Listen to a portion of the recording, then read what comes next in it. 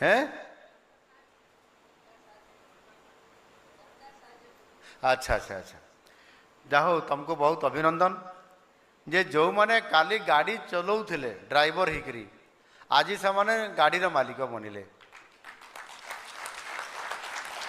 କାଲି ଯେମିତି ଆମେ ସୁଭଦ୍ରା ଯୋଜନାରେ ଆର୍ଥିକ ସାହାଯ୍ୟ ପ୍ରଦାନ କରୁଛୁ ସେମାନେ ମହିଳା ସଶକ୍ତିକରଣ ହେବେ ବୋଲି, ସେ ପଇସା ବି ସେମାନଙ୍କୁ ସାହାଯ୍ୟ କରୁଛି ଯେ କିଏ ଲାଖପତି ଦିଦି ବନିବ, ଆଜି କିଏ ଉଦ୍ୟୋଗପତି, କିଏ ଆଜି ଗାଡ଼ିର ମାଲିକ ହେଇଗଲେଣି, କିଏ ଉଦ୍ୟୋଗପତି ହେଇଗଲେଣି।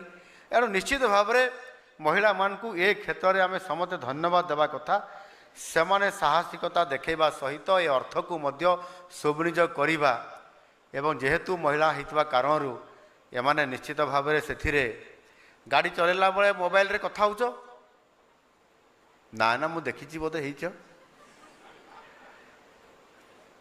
ଯଦି ଗାଡ଼ି ଚାଲୁଥିବା ସମୟରେ କଥା ହେବା ଜରୁରୀ ଅଛି ତାହେଲେ ଗାଡ଼ି ରଖିଦେବ ତାପରେ କଥା ହେବ, ଇମର୍ଜେନ୍ସି ଯଦି ଅଛି। ଆଉ ନହେଲେ ଗାଡ଼ି କେବେ ଚାଲୁଥିବା ସମୟରେ ଇଏ ଚଲାଇବା କଥା ନୁହଁ। ଏଣୁ ଏହା ନିଶ୍ଚିତ ଭାବରେ ଅନେକ ଲୋକଙ୍କୁ ମୁଁ ସାମ୍ନାରେ ଦେଖିଛି, ହରେଇଛି। ଆଉ ସେମାନେ ମଧ୍ୟ ଆପଣଙ୍କର ମୋଟର ସାଇକେଲ ଚଲାଉଥିବେ, ଆପଣ ଦେଖିଛନ୍ତି ମୋଟର ସାଇକେଲ ଚଲାଇବାରେ ପୁରା ଏଇଠି ମୋବାଇଲ ଦିଆହେଇଥାଏ, ମୁଁ ମୋବାଇଲ ତ ଧରିନି ନହେଲେ ଦେଖେଇ ଦେଇଥାନ୍ତି, ଏଇଠି କାନରେ ଜାତିଥିବେ ଏମିତି କରି ଏମିତି ମୋଟର ସାଇକେଲ ଚଲାଉଥିବେ ଆଉ କଥା ହେଉଥିବେ। ସାମ୍ନାରେ ଗାଡ଼ି, ପଛରେ ଗାଡ଼ି, ଲେଫ୍ଟ ରାଇଟ୍ରେ ଗାଡ଼ି ଥିବ, କ'ଣ ହେବ ଅବସ୍ଥା? ମାନିବାର ନାହିଁ ସେମାନେ, ଆମ ଯୁବପିଢ଼ି ସେମାନେ। ଏ ପ୍ରକାର କାରଣରୁ ଆଜି ଅନେକ ମୂଲ୍ୟବାନ ଜୀବନ ଅକାଳରେ ଝଡ଼ି ପଡ଼ୁଛି, କିଛି କାରଣ ନାହିଁ। ସଂସାର ଦେଖି ଭଲ ଭାବରେ ଚଲେଇ ନାହାନ୍ତି, ସଂସାର ଭଲ ଭାବରେ ସଂସାରକୁ ଉପଭୋଗ କରିନାହାନ୍ତି। ଇଏ ବହୁତ ବଡ଼ ଗୋଟାଏ ଦୁର୍ଭାଗ୍ୟର କଥା।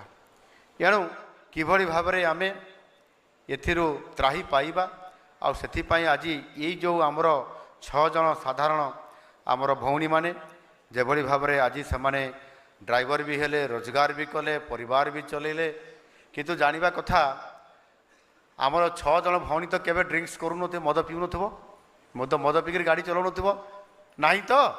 ହାତ ହଲାଉ ନାହିଁ ବୋଲି।